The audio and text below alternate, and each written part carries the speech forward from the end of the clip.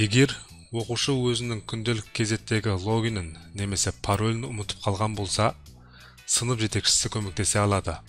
Ол үшін сынып жетекшісі күнделік кезетке өз атымен кіріп, менің сыныптарым бөліміне өтеді.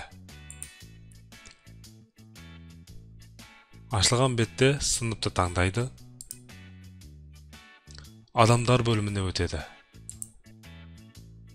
Ашылған оқушылар тізімінен паролін ауыстыру керек болған оқушының тұсындағы өңдеу батырмасын басады. Ашылған бетте пайдаланушы аты және құпия сөз бөліміне өтеді. Бұл бөлімде қазіргі құпия сөзді ысыру батырмасын басады. Қазіргі құпия сөзді ысыру батырмасын басқан сәтте оқушыға жаңадан уақытша құпия сөз беріледі.